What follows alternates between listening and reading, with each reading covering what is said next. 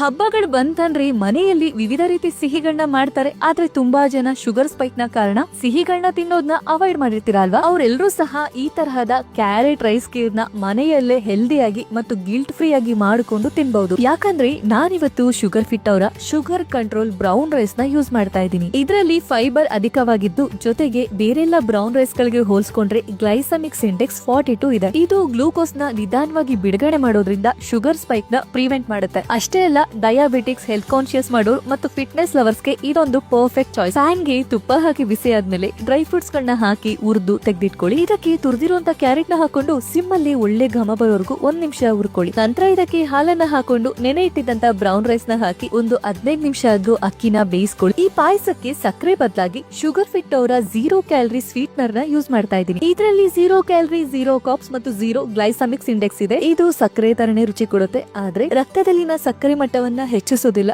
ಜೊತೆಗೆ ಯಾವುದೇ ಕಹಿ ರುಚಿನೂ ಬಿಡೋದಿಲ್ಲ. ಜೊತೆಗೆ ಸ್ವಲ್ಪ ಏಲಕ್ಕಿ ಪುಡಿ ಮತ್ತು ಹುರಿದಿರುವಂತಹ ಡ್ರೈ ಫ್ರೂಟ್ಸ್ ಗಳನ್ನ ಹಾಕೊಂಡು ಮಿಕ್ಸ್ ಮಾಡ್ಕೊಂಡ್ರೆ super tasty, healthy and delicious ಆದ ಕ್ಯಾರೆಟ್ ಅಕ್ಕಿ ಪಾಯಸ ತಯಾರಾಗುತ್ತೆ. ಇದೇ ರೀತಿ ಡಯಾಬಿಟಿಕ್ಸ್, ಫಿಟ್ನೆಸ್ ಲವರ್ಸ್ ಮತ್ತು ಹೆಲ್ತ್ ಕಾನ್ಶಿಯಸ್ ಮಾಡೋರು ಈ ಹಬ್ಬಕ್ಕೆ ಈ ತರಹದ ಸ್ವೀಟ್ಸ್ ಗಳನ್ನ ಹೆಲ್ದಿಯರ್ ವೇ ಅಲ್ಲಿ ಮಾಡಿಕೊಂಡು ಎಂಜಾಯ್ ಮಾಡಿ. ಈ ಹಬ್ಬದ ಸಿಹಿಗಳನ್ನ ಸ್ಮಾರ್ಟ್ ಮತ್ತು ಹೆಲ್ದಿ ವೇ ಅಲ್ಲಿ ಆಚರಿಸೋಣ ವಿತ್ ಶುಗರ್ ಫಿಟ್.